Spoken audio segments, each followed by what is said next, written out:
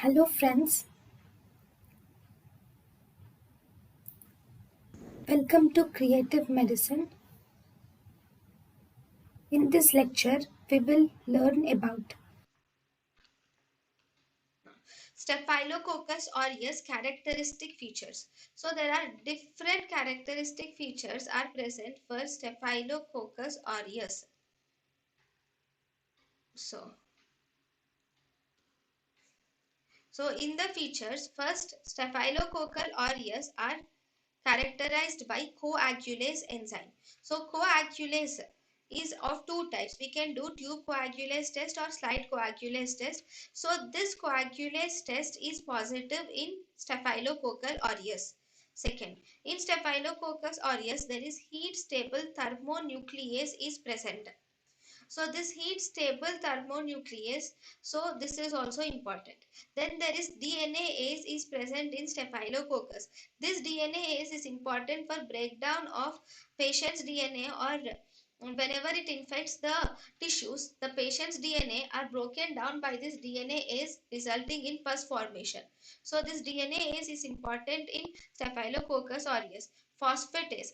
Phosphatase is also important for making for breaking down phosphodiester bonds. Phosphodiester bonds are important bonds in the DNA.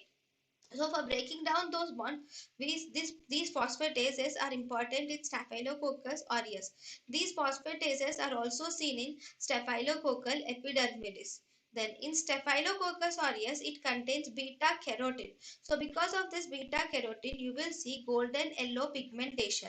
This golden yellow pigmentation is seen on different culture media also. In mannitol culture media, or in many, actually not mannitol, this golden in nutrient agar. Actually, in nutrient agar, you will see this golden yellow pigmentation is seen.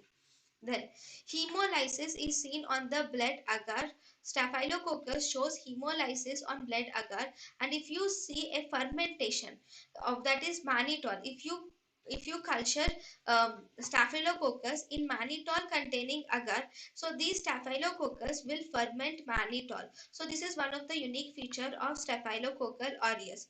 And if you see on potassium tellurite agar, it shows black colored colonies. And if you do a gelatin, if you grow staphylococcus in gelatin, gelatin will liquefy due to staphylococcus, mainly because of the presence of these enzymes, and there are many more enzymes are also present which are responsible for the liquefaction of gelatin. Protein A is also seen in Staphylococcus aureus, and clumping factor is also important in Staphylococcus aureus.